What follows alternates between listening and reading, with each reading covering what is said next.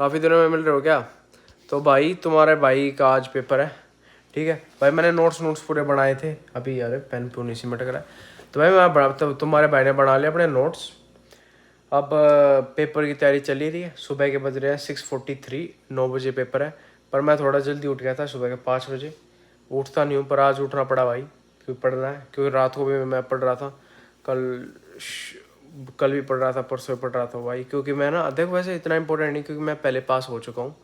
पर यार मेरा पहला पेपर है तो मैं नहीं चाहता मैं फेल हो जाऊँ। क्योंकि भाई कई बंदे कह रहे हैं कि कोई दिक्कत नहीं, तू पहले पास हो चुका है। फिर कोई बंदे कह रहे हैं तुझे आगे दिक्कत आएगी। और मतलब सिस्टम है जो भी है, आप समझ गए ना मेरी बात है। कहने का मतलब मेरा क्या है कि चांसेस है मुझे आगे ज़्यादा दिक्कत हो, क्योंकि वो कह रहे हैं ओवरऑल परसेंटेज गिरा देगी वो मैम अगर तू पेपर में फेल हुआ। तो भाई मैं नहीं होना चाहता। और तुम्हारे भाई ने, देखो बात तो सिंपल सी यार, नहीं पढ़ा, सिंपल। मैं नहीं पढ़ा भाई। उस टाइम पे मतलब शुरुआत में क्लासेस चल रही थी, देखो बाकियों में थोड़ा बस क्लास में जितना हो गया होगा। अब पढ़ रहा हूँ, कोई दिक्कत नहीं है, 3 चैप्टर हैं। बाकी इनके भाई नाम बहुत बैठे बैठे ऐसे ही बता रहा हूँ।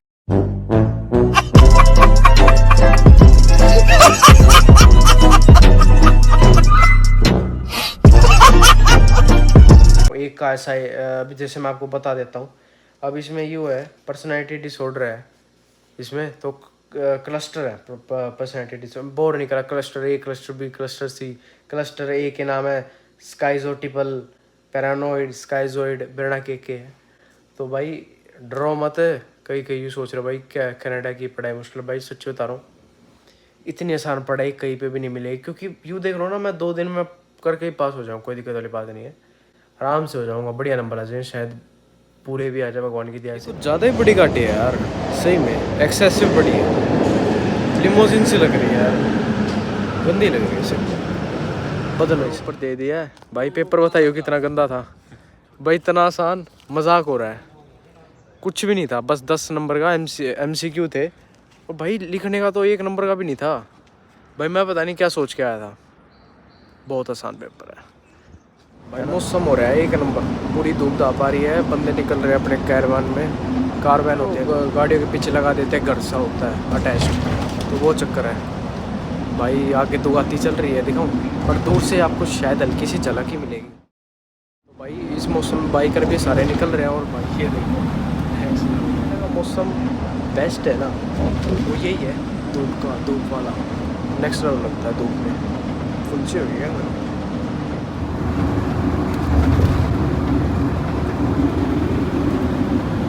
क्या हाल है? तो भाई अपने घर पे आ गए हैं। हेलो जी क्यों बोल दिया, पहले हेलो थी पर कोई नहीं। तो भाई अब आपको थोड़ा सा बताता हूँ। पाजी के साथ इतना बता नहीं पाया क्योंकि इतना टाइम नहीं था ना, मेरे को निकलना था। एक सेकंड। तो भाई पहले बता देता हूँ भाई, तुम्हारा भाई नहीं गया जिम, क्योंकि भाई अगर मैं जिम से जाता मुझे भूख लग जाती तो फिर जॉब पे दिक्कत हो जाती है ना, क्योंकि मैंने खाली जॉब का फूड बनाया खाना। तो भाई अब बताता हूँ चक्कर। तो भाई मैं भी कनाडा हूँ, जिस भाई को नहीं पता। हमारे मतलब आपको मत सिखा। तो पेपर मैं देने लगा तो मेरे को हो रही थी टेंशन कि मैं पेपर होगा बहुत बैडा, चीटिंग होगी नहीं, और अगर इस बार लौट गया तो फिर पूरे 2 लाख रुपए देने पड़ेंगे। नहीं अभी और सुनिए, $2,500 जितने भी हैं, 2,000 2,500 जितने भी डॉलर हैं वो देने पड़ेंगे। बेइज्जती हो जाएगी ऊपर से, यूट्यूब वालों को क्या मुंह दिखाऊंगा। पर तुम्हारे भाई का मुंह अच्छा है ना। अल्लाह माफ करे, बहुत मनुष्य लग रहे हो, मत करो, रहने दो, बहुत बुरे लग रहे हो। तौबा तौबा तौबा, थारा मूड खराब कर दिया। तो इसलिए बता दे, इसलिए मुझे थोड़ी तैयारी करनी पड़ेगी। तो भाई पेपर मैं बताता हूँ भाई कैसा था। तो ऐसा था कि स्पोर्ट्स कॉम्प्लेक्स में अपना पेपर हुआ है। जिस भाई को नहीं पता, जो बास्केटबॉल कोर्ट है उसको पेपर जोन में कन्वर्ट कर दिया था। काफ़ी बड़े थे, 2-2 बेंचेस लगे हुए थे, मतलब 2-2 बेंचेस थे, कई सारे थे। और हर एक बेंच पे 2 बंदे बैठ रहे थे। अगर आप ये सोचो साइड वाले से चीटिंग कर लो तो वो नहीं हो सकता, क्योंकि साइड वाले का पेपर अलग था, वो दूसरे सेक्शन से था। टोटल 4 सेक्शन थे, 2 टीचर थे जिनके साइकोलॉजी के मेरे हिसाब में अपने कॉलेज में 2 टीचर है मे बी, पर उन 4 सेक्शन है साइकोलॉजी के। तो 2 सेक्शन एक के पास थे, 2 सेक्शन दूसरे के पास। तो उनका जो टीचर था वो था बकवास। उनको दे रखा था हार्ड पेपर, क्योंकि उनके में था लिखने का, मेरे में था खाली 10 MCQ। जब ऐसा था भाई, जैसे मैं वहाँ पे एंटर करा, हमने सोचा फोन बैग बुक पीछे रख दिया, किसी ने फ़ोन की कहीं भी नहीं अपने साथ रखो, किसी ने भी नहीं कहीं मत रखो, वो तो बस दोस्तों ने कही थी पीछे रख दिया, अपने बैग में रख के पीछे रख दिया, मैं वो रख दिया, ठीक है।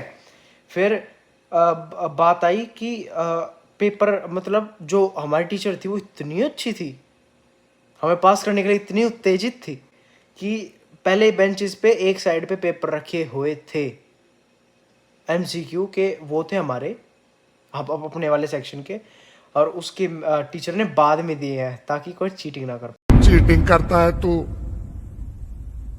पाए, ठीक है। रिटर्न था और ऊपर से चीटिंग, भाई रिटर्न की इतनी दूर से हो भी नहीं सकती, देख नहीं पाओगे क्योंकि 3 बंदे थे भाई इन्विजिलेटर। अब इन्विजिलेटर थे सारे अंग्रेज, ठीक है, 3 या 4 थे सारे अंग्रेज। अब अंग्रेजों को समझ नहीं आया हिंदी, अब हम बोले हिंदी, तो जैसे हम बैठे वहाँ पे, तो भाई मैंने देखा भाई पहला पहला क्वेश्चन खोला, और मतलब सील होनी चाहिए ना, सील भी नहीं, और यूँ भी नहीं कह रही कि मत खोलना पेपर, क्योंकि वो चाह रही थी सारे बच्चे पास हो जाए। तो भाई मैंने शीट खोली, पहला क्वेश्चन देखा, मैं ये तो मेरे को आता ही नहीं। फिर मैंने वहीं से रुका मारा, और जब इसका नाम था कि भाई लेट इट बी हर्ष, हर्ष इसका आंसर क्या है, तो फिर उसने मेरे को आंसर बताया, पहला टिक। देखो भाई तुम्हारा भाई पढ़ के गया था, यूं मत सोचो कुछ करके नहीं आया। झूठ बोल रहा है। खाली 2 क्वेश्चन पूछे मैंने दूसरे से, एक उससे हर्ष से, और एक मेरे साइड में बंदा बैठा था दूसरे सेक्शन का, वो साइकोलॉजी तो थी उसके पास, इस हमारे तमिलनाडु का छोरा था वो। मैं हिंदी में बोल रहा, वो इंडियन तो लग ही रहा था। मैंने पूछा हिंदी में कि भाई इसका क्या आंसर, बोला I don't know how to speak in Hindi, I am from Tamil Nadu. मैं कहा अच्छा। फिर मैंने पूछा what is the answer of this question, तो उसने बता दिया। तो एक उससे पूछा, एक उससे, बाकी सारे मुझे आते थे, ठीक है। और मैं मतलब आराम आराम से कर रहा, आराम आराम से पढ़ गया। मैं कहा ठीक है। इसके बाद मैं सोचा दूसरा पेपर भी आएगा, पर दूसरा पेपर ही नहीं। मैं कहा खाली वो 10 नंबर का एमसीक्यू, पेपर डन, वहाँ इतना ही था। तो पेपर दे के थोड़ा ये मानता हूँ मैं, 9 बजे पेपर शुरू था, तो 9 बजे से कुछ टाइम पहले अंदर घुस के हम शुरू कर दिया था, लगभग पेपर 9 बजे एग्जैक्ट शुरू कर दिया था हमने पेपर लिखना। पेपर दे के अपना बाहर भी आके 2 मिनट डिस्कशन करके, फिर बाहर जब उस पाजी के साथ वीडियो बनाई आपके लिए, ये उससे थोड़ा रिव्यू सा लिया, तो उस टाइम पे मैंने फ़ोन में टाइम देखा 9:10 हो रहे थे, 9:10, तो 10 मिनट के अंदर मैं बाहर भी आ गया और बातचीत भी कर ली, समझ रहे हो। समझ रहे हो, समझ रहे हो आप, समझ रहे हो। तो मतलब तभी कर दिया पेपर भाई, कोई चक्कर ही नहीं था। तो ये सारा सिस्टम था, तो कोई घबराने वाली बात नहीं है।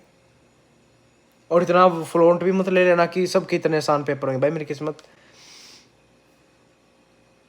मैम अच्छी थी मेरी, क्योंकि जिस भाई को जो साइकोलॉजी ले रहा है उसको बता, लुइस कॉर्नर नाम है मैम का, प्रोफेसर है, लो, अच्छी मैम है, काफ़ी अच्छी, पढ़ाती भी अच्छा है, और पेपर तो बहुत अच्छा लेती है भाई, मस्त, ठीक है। और भाई तो ये कुछ एक्सपीरियंस था भाई कनाडा का पहले पेपर का। कोई भड़क नहीं, मज़ा आ गया। 3 वो लिए थे सब्जेक्ट, जिसमें से 2 के पेपर नहीं हुए। एक का वो यूएसएस का था, यूएसएस का पेपर आपको बता ही दिया मैंने, बताया था नहीं बताया था, आई डोंट थिंक सो, चलो दोबारा बता देता हूँ, वो क्लिप काट दूंगा, ये वाली डाल दूंगा अगर बताया हो तो इंग्लिश के में तो हुआ ही नहीं था, साइकोलॉजी का बता दिया, ऐसे 10 नंबर का था, वो तुम्हारा बाइक कर गया था। और मैं बता रहा हूँ सार ऐसे खुले रुके चल रहा है, और क्या है मतलब इसका आंसर क्या है, इसका आंसर, अब वो सारे अंग्रेजी इन्विजिलेटर, उनको हिंदी समझ नहीं आए हम क्या बोल रहे हैं, और इतने बड़े थे, किस किसको रोकेंगे, रोक ही नहीं, अब किसको टोक ही नहीं रहे, रोक नहीं रहे, टोक नहीं रहे। हम अपने शीट में, ओए इसका क्या है, इसका ये है, इसका ये है, खुली चीटिंग, खुली। पर हाँ एमसीक्यू होंगे तो उनके भाई खुली चीटिंग होगी, दबा के होगी।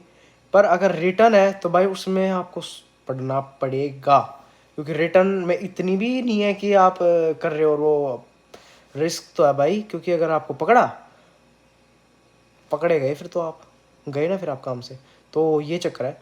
तो अपना ना थोड़ा सा सेफ रहो। बाकी मेरी आँख भी थोड़ी सी पफिंग सी हो रखी, क्योंकि भाई पढ़ पढ़ के तुम्हारे भाई ने मैं सिस्टम हैंग कर दिया था, इतना पढ़ गया था मैं, तभी तो भाई सारे क्वेश्चन ऐसे टिक टिक टिक टिक टिक टिक मखा, ये भी आता है, ये भी आता है, सब कुछ आसान लगा क्योंकि पढ़ के गया था मैं।